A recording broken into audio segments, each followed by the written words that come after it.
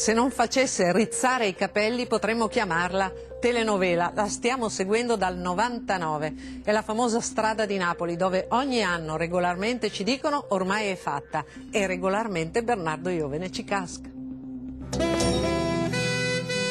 Questa strada è un'arteria importante che collega i comuni a nord di Napoli con la città, ma nella parte finale si interrompe contro questo palazzo e riprende dall'altra parte. La situazione è ferma dal 1993, siamo nel 1999. Finirà che noi riapproveremo il progetto, dichiarazione di pubblica utilità e la casa va giù. E per i proprietari? I proprietari saranno indennizzati, ma non c'è nessuno in quella casa. Ma nel palazzo, oltre ad un'attività commerciale, abitano 4 famiglie. Qui che finisce la strada praticamente? Sì, finisce la strada qui e dietro, cioè noi stiamo nel mezzo ci siamo noi. Al comune ci hanno detto che qui non abita nessuno. Ah, se il comune ha detto così, allora siamo dei fantasmi, perché la luce la paghiamo. Una volta scoperto che l'edificio era abitato ed era il 2001, il comune cambiò progetto, la casa restava in piedi, il ponte abbattuto e si sarebbe fatto un tunnel. Probabilmente ci vorrà un annetto buono. E allora ci vediamo tra un anno. Ma dopo 2 anni, nel 2003, non era cambiato nulla. Se non è cambiato proprio niente. Il progetto tornò quello originale, restava la strada sopraelevata e la casa abbattuta. Gli abitanti non sanno niente ancora, non li avete avvisati ancora che la loro casa andrà giù? No, gli abitanti, lì nei fatti al momento ci sono solo delle attività commerciali. A ogni cambio di giunta gli abitanti tornavano a essere dei fantasmi, salvo poi accorgersene e quindi nel 2004 cambiò di nuovo il progetto. La casa sarebbe stata abbattuta e ricostruita dal comune proprio in questo punto, di fianco all'altra. Voi siete d'accordo? Noi siamo d'accordo sempre se ci fanno il fabbricato qui. Finiscono quando? Io penso che una volta che sono ripresi i lavori, massimo un anno dovrebbero essere completati. Ma dopo un anno, nel 2005, gli abitanti del palazzo non sapevano più nulla. Quindi però non sappiamo se va il ponte o va la casa a terra. Voi ancora non sapete? Non sappiamo ancora niente. La prima volta che ci siamo incontrati ho detto che passavano 10 anni dalla... Ma vuol dire chi? Chi lì là? Hanno mangiato tutti i soldi, tutti i delinquenti che pagavano. E qua hanno fatto una cappella per la Madonna dell'Arche e abbiamo pregato perché ti sistemassero le cose. Nel 2006 cambia assessore e si torna al vecchio progetto. Ai proprietari viene proposto un indennizzo per andarsene. Se non accettano saranno espropriati. Il signor Antonio firma, ma è tutto fermo perché un proprietario non ha firmato. Vuole prima stabilire la cifra. Che noi la nostra proposta non è meno di 200.000 euro. Cioè voi con 200.000 euro ve ne andate? Sì. Torniamo al comune e cerchiamo di mediare. Avete chiesto 200.000, noi ve ne offriamo 150.000, possiamo trovare una soluzione a metà, in modo che risolviamo oggi. Abbiamo la fortuna di avere le telecamere accese. Ma la signora non trova casa e così vanno in giro a cercare un'abitazione da comprare con l'ingegnere del comune. Nel 2007 il signor Antonio, il proprietario del terzo piano, si è ammalato, ha accettato l'indennizzo ma non ha ancora trovato un'altra casa. Cioè, logicamente io penso che loro non sono dei criminali, cioè senz'altro ci saranno altri mesi, cioè il tempo materiale che ci serve. Il signor Mario, il negoziante, è fermo. A che punto siamo per lei? Ma per me diciamo che siamo allo stesso punto di tanti e tanti anni fa. La signora del primo piano ha alzato il prezzo. Noi adesso vorremmo 200.000 euro. Questa è la proposta che noi facciamo. Se loro vi dicono vi diamo 175.000 euro che vi hanno promesso, voi non li prendete? Adesso no, non l'accettiamo adesso. Il comune, siamo alla primavera del 2007, ha intrapreso la via dell'esproprio. La procedura di esproprio è in corso, siamo sempre ben disposti per una procedura invece di cessione volontaria. Un anno dopo, nella primavera del 2008, qualcosa si è mosso.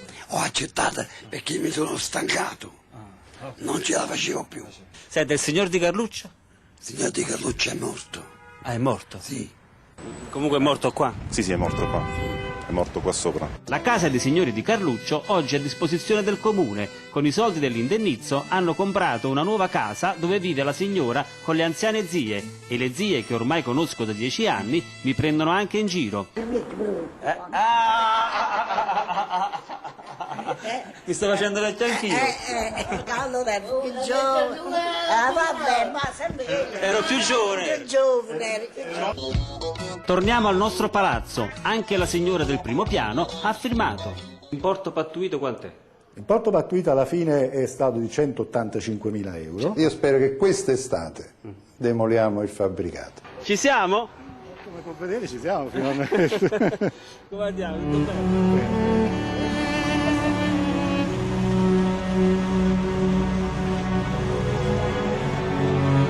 È il 22 settembre, la casa viene abbattuta ad assistere i figli del signor Antonio che sono cresciuti qua.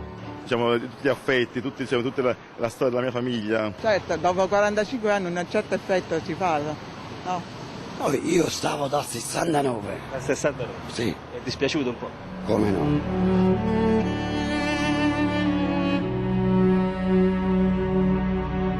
Qualche giorno dopo, il 9 ottobre del 2008, vengono sistemate le travi per completare la campata.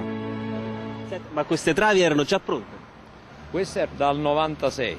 Che erano pronte? Sì. E dove ce l'avevate? Qui, stoccate in cantina. Adesso bisogna completare la strada. Noi speriamo che lei l'anno 21 trovi già l'opera, senza arrivare al 2020. Ok, per cui io l'anno prossimo vengo da lei. E che ti piace. Allora io la saluto. Grazie, ci vediamo l'anno 21. prossimo. E che dubbio c'è? Infatti noi non ne abbiamo. Siamo ad aprile 2010. Tentiamo di imboccare l'asse mediano direzione Capodichino dalla circonvallazione esterna, ma la rampa di accesso è chiusa. Dalle 5 sono confluenze strane. È la logicità del percorso che È tutto sbagliato. Tutto sbagliato. È chiusa anche dall'altra parte. Allora ci spostiamo sulla via Appia, la parte finale della storica strada romana, che è in condizioni pietose. All'accesso non ci sono indicazioni e c'è un'unica uscita per tutte le direzioni ed è il caos. No, ci vorrebbe un'altra scesa, un'altra uscita, questo non va bene. Perché l'altra è chiusa? No, non c'è proprio. Non c'è proprio. Niente.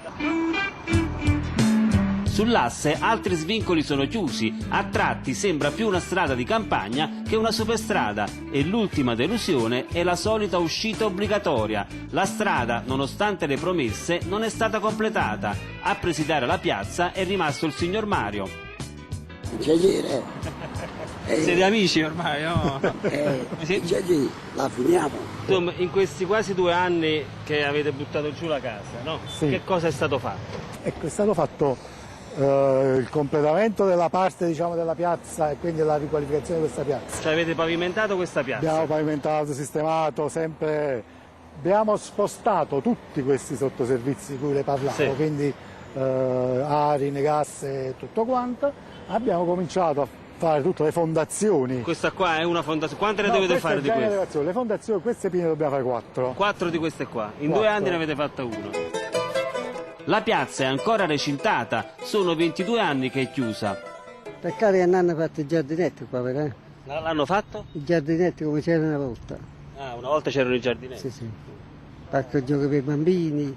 I lavori stanno proseguendo, il vice sindaco questa volta ha preferito non rilasciare interviste e c'è un nuovo assessore alla mobilità. Però dico, 2 anni per fare un pilone, è complicato fare... I programmi prevedono che dentro quest'anno, all'inizio proprio dell'anno prossimo, la perimetrale vada in esercizio anche in quel tratto. Forse a gennaio 2011 e scopriamo, ma ce ne eravamo accorti, che sul tratto funzionante la manutenzione non si fa.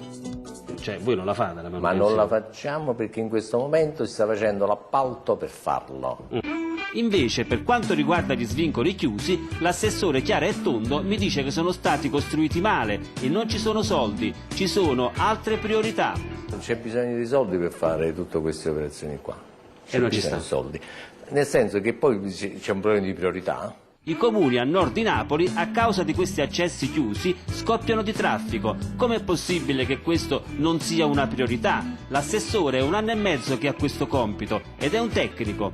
Io ho trovato qui nel comune di Napoli un ottimo livello dirigenziale, le quali poi sotto di loro hanno il vuoto. Questo è. Adesso, allora, il vuoto che significa? Sono poche. e forse non sono nemmeno, lavorano male, nemmeno molto incentivati. Se uno gli dà compiti nuovi non li vogliono fare. E diciamo ci sono delle difficoltà per fare questa cosa qua. Questi svincoli costruiti male non si apriranno mai. Accontentiamoci dell'apertura dell'ultimo sbocco dell'asse mediano che arriverà direttamente all'aeroporto. L'appuntamento, per chi ci crede, è... Per cui l'appuntamento è a gennaio del 2011. Sì. Va bene. E si ostinano, tutti gli anni si ostinano. Qui veramente basta dire che una cosa la fai perché tanto poi pensi gli altri se ne dimenticano. I progetti su queste strade che sono pieni di incidenti risalgono agli anni 60, poi uno dice nel pubblico non funziona niente. Qualche briciola di speranza c'è, solo che si fa una